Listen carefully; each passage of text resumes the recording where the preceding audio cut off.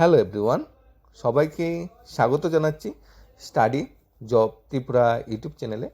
বিশেষ করে ত্রিপুরা রাজ্যের সকল সরকারি কর্মচারীদের। আমরা ত্রিপুরা রাজ্যের সরকারি কর্মচারী, হয়তো আমরা রেগুলার পেতে জব করি, হয়তো ফিক্সড পেতে জব করি, হয়তো বা ডিআরডব্লিউ কন্টিনজেন্ট পার্ট টাইম কিংবা অনিয়মিত বা চুক্তিবদ্ধ কর্মচারী। আমাদের সবচেয়ে বড় পরিচয় আমরা ত্রিপুরা রাজ্যের সরকারি কর্মচারী।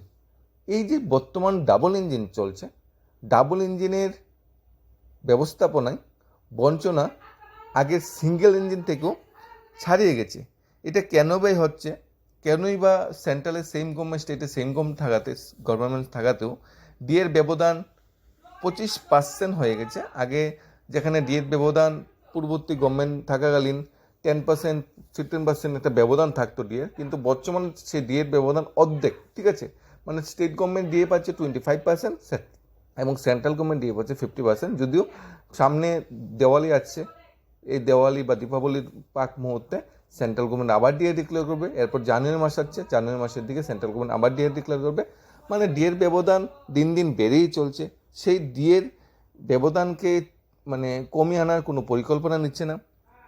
তার সাথে চলছে এইচআরে হাউস রেন্ট অ্যালাউন্স যে মানে বঞ্চনাটা, যেখানে সেন্ট্রাল গভর্নমেন্ট হাউস রেন্ট অ্যালাউন্সে কোনো লিমিট নেই বা কোনো স্ল্যাব নেই, কিন্তু স্টেট গভর্নমেন্টের ক্ষেত্রে হাউস রেন্ট অ্যালাউন্স একে তো 10% কমিয়ে 8% করা হয়েছে।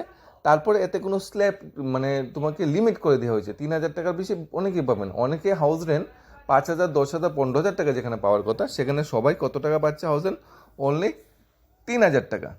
একটা মানে সামঞ্জস্যপূর্ণ গড়বাড়া বা হাউস রেন্ট বর্তমানে কোনো সরকারি কর্মচারী পাচ্ছে না। ধীরে ধীরে কিন্তু আন্দোলন শুরু হচ্ছে। যেমন গতদিন আমরা দেখেছি বনমিত্রর যারা সাপোর্টিং স্টাফ বা যারা কন্টিনজেন্ট ওয়ার্কার, পার্ট টাইম ওয়ার্কাররা আছে, তারা আন্দোলনে নেমেছে। আমরা দেখেছি গতদিন আশাকর্মী কিংবা অঙ্গনওয়াড়ি কর্মী সহায়িকা যারা পথ অবরোধ বা আন্দোলনে নেমেছে। আমরা দেখেছি গত সপ্তাহ এবং গত 2 সপ্তাহ আগে ত্রিপুরা রাজ্যের স্বাস্থ্য দপ্তরের যে জিডিএ ডিআরডব্লিউ কর্মচারী আছে, তারা আন্দোলনে নেমেছে। আমরা দেখেছি সর্বশেষ শিক্ষকরা কোর্টে গিয়ে কেস করেছে এবং আমরা দেখেছি আমাদের যে বিভিন্ন দপ্তরে যে ডিআরডব্লিউ বা পার্ট টাইম ওয়ার্কাররা আছে, তারা ধীরে ধীরে সব একত্রিত হচ্ছে গভর্নমেন্টের বিরুদ্ধে আন্দোলনে অগ্রসর হওয়ার জন্য কিংবা হাইকোর্টে যাওয়ার জন্য, যাতে নিজের বঞ্চনাটার অবসান করা যায়। আদৌ কি সেই বঞ্চনার অবসান হবে? কি গভর্নমেন্ট কি ত্রিপুরা সরকারি কর্মচারীদের দিকে একটু সুদৃষ্টিতে তাকাবে? সেইটাই সবচেয়ে বড় ব্যাপার। কারণ সবাই আশা নিয়ে বসে আছে, সেই আশা কিন্তু এখনও প্রতিফলিত হচ্ছে না। একটাই মানে সবাই লজিক বা আশা ছিল, হয়তো সেন্ট্রালের স্টেটে সিঙ্গেল ইঞ্জিন থাকাকালীন হয়তো সেন্ট্রাল থেকে টাকা ঠিকঠাকভাবে আসতো না, তাই হয়তো বঞ্চনা হতো। কিন্তু বর্তমানে ডাবল ইঞ্জিন থাকাকালীন কেন সেই বঞ্চনাটা হবে সেটাই বোঝা যাচ্ছে না। টেট পাস করব, আমরা গ্র্যাজুয়েশন করব, ডিএলএড করব, বিএড করব, টেট দেব, তারপরে চাকরিতে জয়েন করলে ফিক্সড পে। ভূভারতে এরকম ফিক্সড পে সিস্টেম নেই। এই ফিক্সড পে সিস্টেমের কিন্তু সরাসরি সমালোচনা করেছিল আমাদের বর্তমান সরকারের সমর্থিত পার্টি বিজেপি গভর্নমেন্টে প্রতিষ্ঠিত হওয়ার আগে। কিন্তু গভর্নমেন্টে প্রতিষ্ঠিত হওয়ার পরে গভর্নমেন্ট কিন্তু ফিক্সড পে তুলে দেয়নি। মাননীয় আসামের বর্তমান মুখ্যমন্ত্রী হিমন্ত বিশ্ব শর্মাজিও বলেছিল ফিক্সড পে কি, ভূপাতে ফিক্সড পে সিস্টেম নেই, ফিক্সড পে তুলে দেওয়া হবে, সর্বশিক্ষা শিক্ষকদের ন্যায় দেওয়া হবে, 10,300 শিক্ষকদের ন্যায় দেওয়া হবে। কিন্তু আজ পর্যন্ত সেই যে কথাগুলি, সেই যে মধুর বচনগুলি, সেগুলি এখনও মানে সোশ্যাল মিডিয়াতে আসছে, এখনও মানুষে ঘুরিয়ে ঘুরিয়ে সেটি বাজাচ্ছে, এখনও মিস কলে গল্প চলছে। কিন্তু বাস্তবে এই যে প্রতিশ্রুতিগুলি ছিল, সেগুলি বাস্তবে কি ত্রিপুরা রাজ্যের সরকারি কর্মচারীরা পেয়েছে? আইসিএটের যে আশা ওয়ার্কাররা আছে, তারা অনেক স্বল্প বেতনে গভর্নমেন্টকে পরিষেবা দিয়ে আসে। কারণ অঙ্গনওয়াড়ি কর্মী সহায়িকার বেতন ম্যাক্সিমাম, অঙ্গনওয়াড়ি কর্মীর বেতন ম্যাক্সিমাম 8,000 টাকা, সহায়িকা 5,000 টাকা। আশাকর্মীদের বেতন তো আরও কম, 2,000, 1,500 টাকা বেতনে আশাকর্মীদের কাজ করতে হয়। কিন্তু তাদের জবটা দেখো, তাদের জব স্ট্রাকচারটা দেখো। তার জব স্ট্রাকচারটা হলো ইনিশিয়ালি আমাদের ছেলে মেয়েদের হাতে খড়ি করার কাজটা তোমার অঙ্গনওয়াড়ি কর্মী সহায়িকারা করে থাকে। তারপরে আশাকর্মীরা আমাদের গর্ভবতী মা বা ছোটো বাচ্চাদের যারা আছে, তাদের সুস্থ সাবলীন থাকার জন্য ডোর টু ডোর ক্যাম্পেইন করে, যাতে টিকা বা অন্যান্য স্বাস্থ্য পরিষেবা যাতে গর্ভবতী মায়েদের এবং ছোটো বাচ্চা শিশুদের যাতে মানে হাতের কাছে পৌঁছে যায়। কত ইম্পর্টেন্ট দুটা জিনিস তারা চালাচ্ছে, কিন্তু তাদের প্রতি গভর্নমেন্ট কোনোভাবেই কিন্তু একটু সহানুভূতি দৃষ্টিতে দেখছে না। উল্টো তারা হাইকোর্টে যে কেসটা জিতেছে আমাদের গ্র্যাজুইটি প্রদানের কেসটা, সেটা তারা গভর্নমেন্ট জোর জবরদস্তি সুপ্রিম কোর্টে নিয়ে যাচ্ছে। এই মানে অঙ্গনারী আশা ওয়ার্কাররা কী করেছে, গতদিন ব্লক করেছে national highway 208 in the Belphrong area Khowai today, demanding better working condition recognize from the government. The block side begin 9 AM, এখানে 6 আওয়ার কন্টিনিউ কিন্তু সেই রাস্তাটা ব্লক ছিল। The protest comprising worker from various government project pose their grievances against state and central government. We work tirelessly day and night, yet our effort unrecognized. The government keep increasing our workload without questioning increase the salary. দিন দিন কাজের গতি বা কাজের পরিমাণ দিন দিন বেড়ে যাচ্ছে, কিন্তু সেই পরিমাণে কিন্তু স্যালারি ঠিকঠাক বৃদ্ধি করছে না। গতদিন যারা খোয়াই থেকে বা যারা সেদিকে কমলপুর কৈলাসহর থেকে যারা রাধানগর আসার কথা ছিল যেসব গাড়িগুলো, সেগুলো কিন্তু তেলিয়ামুড়া দিয়ে ঘুরেই কিন্তু আসতে হয়েছে, অনেকটা লং জার্নি করে আসতে হয়েছে, কারণ সেখানে 6 ঘন্টার মতো রাস্তা ব্লক ছিল। কারা ব্লক করেছে? অঙ্গনের কর্মী, আশাকর্মীরা, তাদের ন্যায্য অধিকার দাবিতে। এখানে দেখো মাত্র 2,000 টাকা স্যালারি পাচ্ছে আশাকর্মীরা, অঙ্গনওয়াড়ি ওয়ার্কাররা পাচ্ছে 5 থেকে 8,000 টাকার বেতন। অর্থাৎ বর্তমানে দ্রব্যমূল্যের বাজারে এই টাকা দিয়ে একটা সংসার প্রতিপালন করা খুবই কষ্ট। তাছাড়া আরও করুণ পরিণতি হয়েছে আমাদের বনমিত্র কর্মচারীদের। তাদের দাবি ছিল বন দপ্তরের মুখ্য আধিকারিকের নিকট বিভিন্ন দাবি ডেপুটেশন হলো অর্থমন্ত্রীকে অনুমোদন দিতে হবে, আমাদের বেতন ভাতা বৃদ্ধি করতে হবে, প্রত্যেক মাসে বেতন দিতে হবে, আমাদের নির্দিষ্ট ইউনিফর্ম দিতে হবে, ন্যূনতম বেতন 15,000 টাকা করতে হবে। এটা বনমিত্র কর্মচারীদের দাবি ছিল। দাবি থাকবেই বা না কেন, তাদের বেতনের স্ট্রাকচারটা দেখলে আরও মানে শৈল আরও মানে কী হবে যে এত টাকা কম বেতনে কি জব করতে পারে, কিন্তু করছে তো। বেতনের স্ট্রাকচারটা কীরকম, মাত্র 4,840 টাকা দিয়ে কারো সংসার কি চলে? এরকম টাকা দেওয়া হচ্ছে বনমিত্র কর্মচারীদের। 1200 পরিবারে না খেয়ে মরার উপক্রম হয়েছে। 2021 সালে তৎকালীন মুখ্যমন্ত্রী আমাদের বিপ্লব কুমার দেবজি এই বনমিত্র কর্মচারীদের নিয়োগ করে। তাদের মাসিক বেতন তখন ছিল 3,180 টাকা। যদিও পরবর্তী সময় তাদের বেতন বেড়ে 4,840 টাকা হয়, কিন্তু 4,840 টাকা প্রতিদিনের স্যালারি কত পড়েছে? প্রতিদিনের স্যালারি, প্রতিদিনের হাজিরা পড়েছে 150 টাকা। এখন 150 টাকা প্রতিদিন হাজিরা, একটা ডেইলি লেবার, ডেইলি ওয়ার্কার যদি ঠিকঠাক প্রতিদিন কাজ করে 500 টাকা 600 হাজিরা থাকে যে কোনো পরিমাণে, মানে আর এখানে এই বনমিত্র কর্মচারীদের মাত্র প্রতি দিয়ে 150 টাকা তাদের মাত্র দেওয়া হচ্ছে। 150 টাকা দিয়ে একটা কীভাবে একটা সংসার চলবে? আমার 150 টাকার ভিত্তিতে আমার ড্রেস, পোশাক পরিচ্ছদ অচল আসতে হবে, ওষুধপত্র আনতে হবে, ছেলেমেয়ের পড়াশোনা করতে হবে, খাদ্য ব্যবস্থা করতে হবে, বাড়ি ভাড়া যদি থাকে বাড়ি ভাড়া, গ্যাসের ব্যবস্থা থাকলে গ্যাসের ব্যবস্থা, মানে কিভাবে সম্ভব একটা ফ্যামিলিকে চলতে পারে 4,500 টাকা দিয়ে?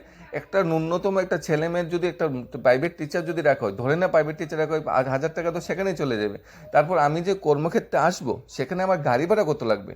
গাড়ি ভাড়া মাসে রাখতে হবে। তারপর আমি যে চাল নেব, রেশনের চাল নেই বা রেশন থেকেই যা কিছু নেই, ডাইল নেই, সেই টাকাটা তো সেখানেই চলে যাবে। তারপর আমাদের ড্রেস কই, পোশাক পরিচ্ছদ কই, আরও অন্যান্য যে আনুষঙ্গিক খরচগুলো আছে একটা ফ্যামিলি চালাতে, সেই খরচগুলো কোথায় পাওয়া যাবে? তারা 3টা ডিমান্ড করেছে গভর্নমেন্টের কাছে, যে তাদের ফিনান্সিয়াল অ্যাপ্রুভাল দেওয়া, 15,000 টাকা প্রতি মাসের স্যালারি করা, এই ছিল মানে। আর 20 ডেজ তাদের পার ডে। কোনো কি আছে ভূভারতে যে 20 দিন কাজ করলে বেতন, 20 দিনের বেতন দেওয়া হবে মাসে? তাই তাদের কিন্তু 20 দিনের বেতন দেওয়া হয়। এই ধরনের বঞ্চনাগুলো বর্তমানে ত্রিপুরা রাজ্যে চলছে। স্বাস্থ্য দপ্তরের জিডিএ কর্মচারীর কথা যদি আমরা বলি, তাদের পরিস্থিতি আরও করুন। বর্তমান আমরা স্বাস্থ্যমন্ত্রী তথা মুখ্যমন্ত্রী মানিক সাহার সময়ে তাদের বঞ্চনাটা বেড়ে চলছে। হাইকোর্ট থেকে ত্রিপুরা স্বাস্থ্য দপ্তরের কর্মচারীদের জন্য একটা রায় দিয়েছে, খুব সুন্দর রায় দিয়েছে, সমকার্য সমবেতনের রায়টা দিয়েছে। কিন্তু বাস্তবে আমাদের রাজ্যের স্বাস্থ্য দপ্তরের যে জিডিএ কর্মচারী আছে, ডিআরডব্লিউ, তারা কি সমকার্য সমবেতন পাচ্ছে? তাদের সাথে কি ন্যায় বিচার হয়েছে? সেই এসপিওদের ক্ষেত্রেও কিন্তু ন্যায় বিচার হয়নি। এসপিওরা কোর্টে গিয়েছে, কোর্টে গিয়ে তাদের জয়লাভ করেছে। এখন তাদের বেতন 7,000 থেকে 5,000 টাকা বাড়িয়ে 12,000 টাকা করা হয়েছে। তাহলে এসপিও জওয়ানরা যেহেতু সমকার্য সমবেতনের জন্য কিছুটা লাভবান হয়েছে, তাহলে স্বাস্থ্য দপ্তরের জিডিএ কর্মচারীরা সেই লাভবানটা হবে না কেন? তারা তো দিনরাত পরিশ্রম করে ত্রিপুরা স্বাস্থ্য পরিষেবা ঠিকঠাক পরিচালনা করার জন্য তারা প্রথম সারিতে এসে কাজ করে। আর স্বাস্থ্য দপ্তর জানে, স্বাস্থ্য দপ্তর ছাড়া তো কোনো একটা দেশ, কোনো একটা রাজ্য চলতে পারে না। তো সেই স্বাস্থ্য দপ্তরের কর্মচারীরা বঞ্চনা হচ্ছে। সেই স্বাস্থ্য দপ্তরের এই যে মন্ত্রীর চেয়ারে বর্তমান মুখ্যমন্ত্রী বসে আছে, উনি নিজেও ডাক্তার, উনি নিজেও জানে এই যে স্বাস্থ্য দপ্তরের গ্রাউন্ড লেভেলের স্ট্রাকচারটা উনি নিজেও জানে, কিন্তু এরপরও স্বাস্থ্য ব্যবস্থা উন্নতিতে ত্রিপুরার যে স্বাস্থ্য দপ্তর অনিয়মিত কর্মচারীরা আছে তাদের রেগুলেশন করার কোনো উদ্যোগ গভর্নমেন্ট কেন নিচ্ছে না? রেগুলেশন বাদ দিয়ে সময় একটা ন্যূনতম স্যালারি স্ট্রাকচার তাদের জন্য স্থির করা দরকার। কেন তারা বঞ্চনা হবে? তারা বঞ্চনাটা কেন হবে? আমার সহকর্মী যদি 20,000 টাকা বেতন পাই, আমি কেন 10,000 টাকা বেতন পাবো? আমার সহকর্মী যদি 20 থেকে 25-30,000 টাকা বেতন পাই, আমি কেন 10,000 টাকা বেতন পাবো? কারণ রেগুলার কর্মচারী তো টাইম টু টাইম ইনক্রিমেন্ট হয়, ডি হয়। এখানে তো জিডিএ কর্মচারী সেই ইনক্রিমেন্টও হয় না, ডিএ যে অর্থটা সেইটাও খুব স্বল্প পরিমাণ।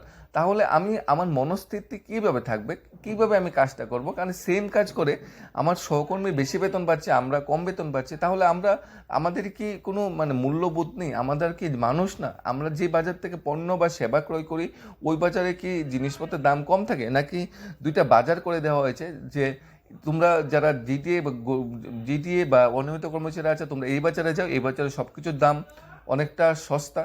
আর যেমন চাল 20 টাকা কেজি পাওয়া যাবে, ডাল 70 টাকা কেজি পাওয়া যাবে, তেল 100 লিটার পাওয়া যাবে। এই বাজারটা সস্তা বাজার। এটা শুধুমাত্র অনিয়মিত জিডিএ বা ডিআরডব্লিউ কর্মচারীদের জন্য। আর যারা বেতন বেশি তাদের জন্য বর্তমান যে বাজারটা তাদের খুলে দেওয়া হচ্ছে, এরকম তো নেই। তাদের জন্য আলাদা করে পরিষেবা নেই। রেশনিংয়ে তো তাদের জন্য কোনো আলাদা পরিষেবা দেওয়া হচ্ছে না।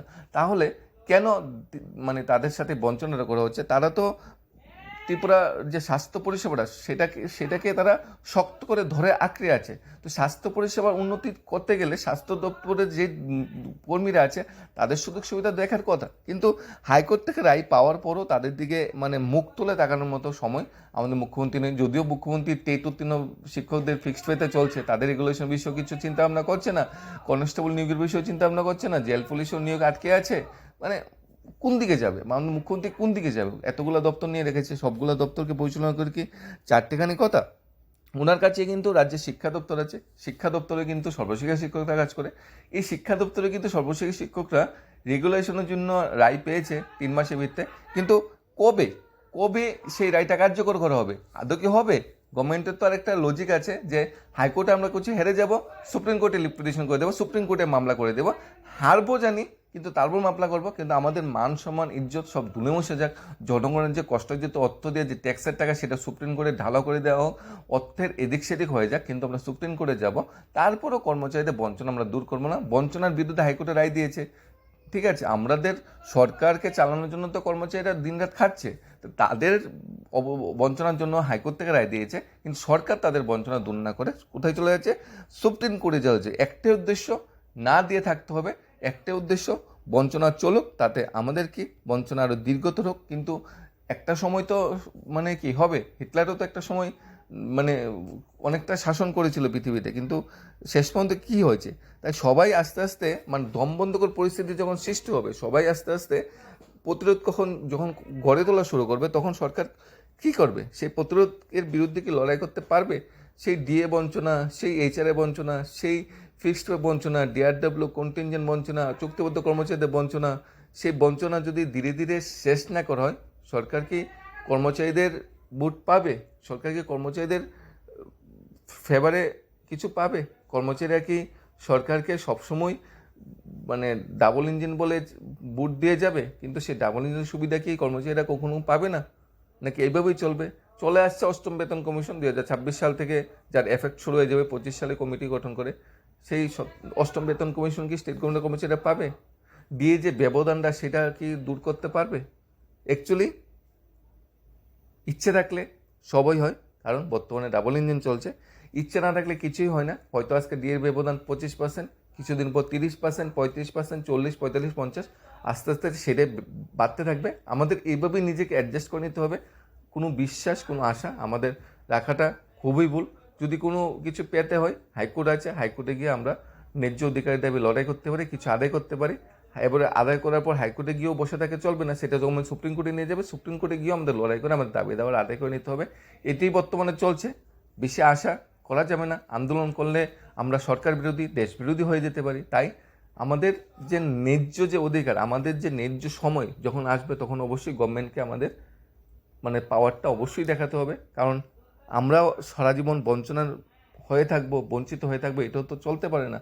দেখা যাক বনমিত্র কর্মচারীরা যে একটা ডেপুটেশন দিয়েছে, তাদের ডেপুটেশনে কোনো সাড়া দেয় কি না। আশা অঙ্গনের কর্মীরা 6 ঘন্টা রোগ ব্রত করে রেখেছে, মুখ্যমন্ত্রীর কানে তো সেই মেসেজটা গেছে। দেখা যাক তাদের স্যালারি বৃদ্ধি করা হয় কি না। হাইকোর্ট থেকে তো একটা দৌড়ানি খেয়েছে সর্বশেষ শিক্ষিত রেগুলেশন বিষয়ে, এখন সুপ্রিম কোর্টকে আরেকটা দৌড়ানি খেয়ে দেখা যাক চেয়ারটা ঠিকঠাকভাবে মানে বসতে পারে কি না। এখন সব কিছুতেই বঞ্চনা, সেই বঞ্চনার অবসানে সব কিছুতেই হাইকোর্ট আর সুপ্রিম কোর্ট গভর্নমেন্টের উপর আশা রাখাটাই সবচেয়ে বড় ভুল। ধন্যবাদ সবাইকে। Study job Tripura YouTube channel.